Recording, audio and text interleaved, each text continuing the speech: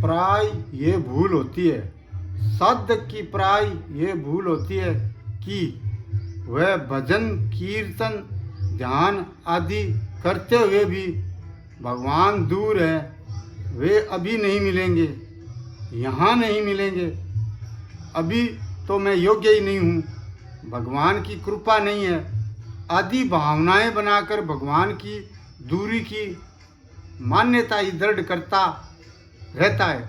इस जगह साधक को यह सावधानी रखनी चाहिए कि जब भगवान सभी प्राणियों में मौजूद है तो मेरे में भी वे स्वतंत्र व्यापक हैं, तो मैं जो जप करता हूँ उस जप में भगवान हैं, उस जप में भगवान हैं।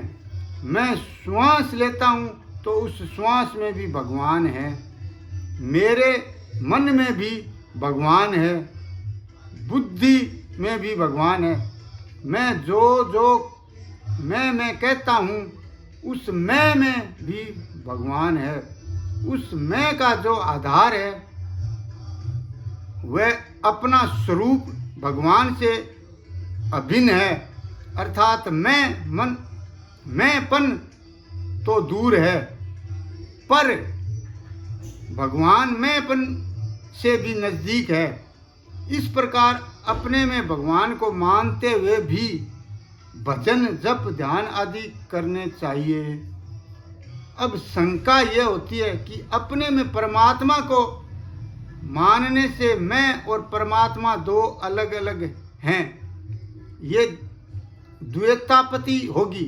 इसका समाधान यह है कि परमात्मा को अपने में मानने से द्वैतापति नहीं होती, प्रत्युत अहंकार को स्वीकार करने से जो अपनी अलग सत्ता प्रतीत होती है उसी से द्वैतापति होती है।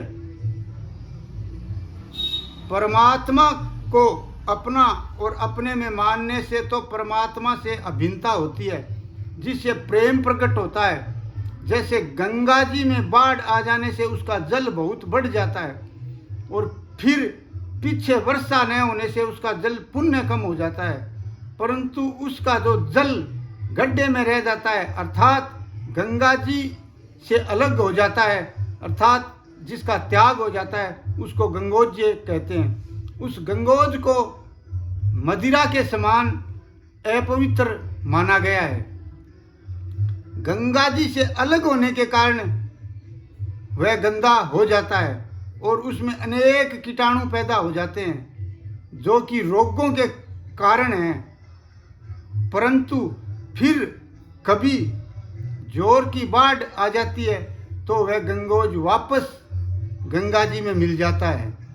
गंगा जी में मिलते ही उसकी एक द्वेषता, अपवित्रता, अशुद्धि आदि सभी दोष चले जाते हैं और वह पुण्य महान और पवित्र गंगा जल बन जाता है। ऐसे ही ये मनुष्य जब अहंकार को स्वीकार करके परमात्मा से अलग हो जाता है, विमुख हो जाता है, तब उसमें परिच्छिन्नता और पराधीनता, जड़ता, विषमता, अभाव, अशांति, अपवित्रता आदि सभी दोष आ जाते हैं।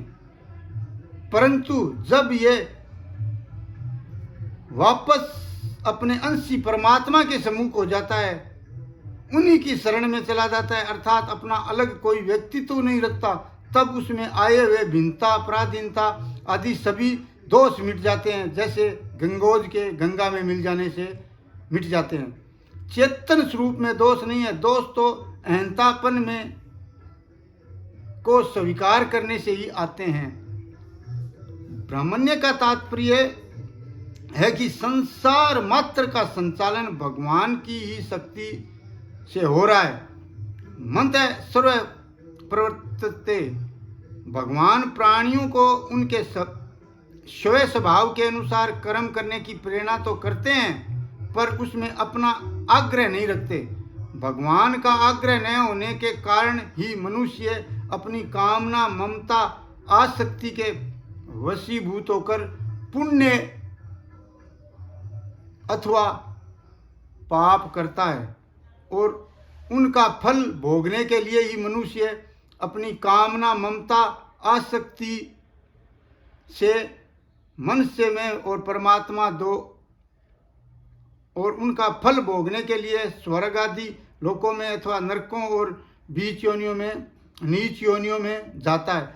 परंतु जो भगवान के शरण हो जाता है उसको भगवान विशेष प्रेरणा करते हैं। अहंकार न रहने से वह जो कुछ करता है भगवान की प्रेरणा के अनुसार ही करता है। हरि शरणम हरि शरणम हरि शरणम राम।